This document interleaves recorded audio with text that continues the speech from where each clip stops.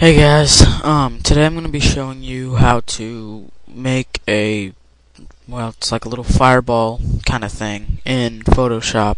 I'm using Photoshop CS5. This will work in any Photoshop though. I've done it in Photoshop 7, Photoshop, CS4. I've done it in, it'll work in any Photoshop. So, go to, before you start, go to Google and Google dried mud and choose whatever image you like, or go to images and choose what picture you like and save one. I already have one saved, so I'm not gonna do that. So create a new document, any size. I really don't care. Name it what you want, doesn't matter, and click OK.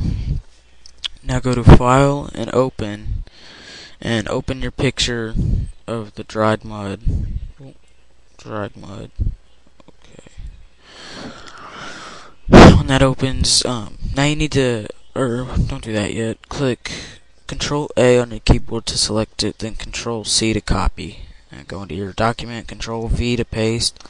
Right now I have it sized perfect, but sometimes it'll be like huge on your screen depending on what size you made your document. So resize it to fit your screen. Just click Control T to transform it and scale it, and then click Enter when you're done. But mine already fits. So now click Control I on your keyboard to make it like a negative. I don't know what that's called, inverse or invert or something like that. Now get your elliptical marquee tool and hold Shift so that it makes a perfect circle, and make your circle and place it to where you like whatever cracks that are there. Put your selection around them to make it the pattern, whatever you like it. And when you're done with that, do Control Shift I to invert or inverse the selection, and go to Edit, Clear, so that you're left with just a circle. And now inverse it again, and kind of try to position it in the middle as best you can. Alright. Oh, before I forget, deselect that, Control D, deselect it real quick. Go to background and then go to paint bucket fill and make sure foreground is on black and fill the background with black. And now Control and click the thumbnail for layer 1 and then select it. So select layer 1 so that it's active. What I did when I clicked Control and then clicked it was just selected that circle again. Now go to Filter, Distort, Spherize, and put it to 100% mode normal. Click OK. Do it again, but this time don't put it to don't put it to 100%. Put it to 50%. Okay. This next step you don't have to do, but I like to do it. It makes it look cooler. So go to Sharpen, Unsharp Mask, and play around with the sliders until you like it. If you're gonna do that at all, you don't even have to. And click OK. Now go to Filter, Distort, Polar Coordinates, and do Polar to Rectangular and click OK. Okay, hold on, that's not what I wanted. Deselect it first, and then do it. Yeah, that's better. Now go to Image Rotation, 90 degrees CW, and Filter, Stylize, Wind, and make sure it's Wind, and from the right, click OK.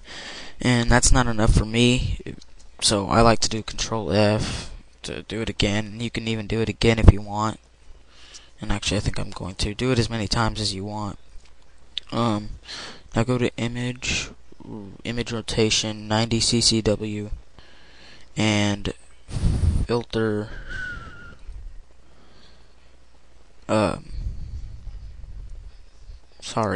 Filter, Distort, Polar Coordinates, and now do Rectangular to Polar.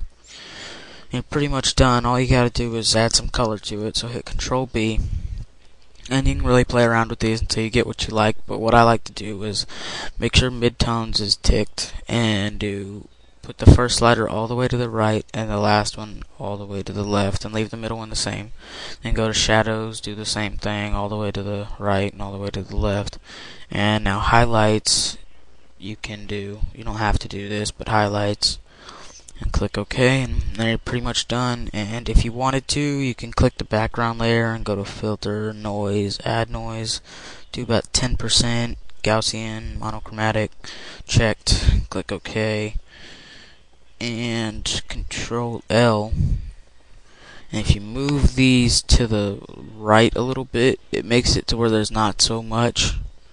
And click OK. Actually, you can barely see that. I probably should have done more noise.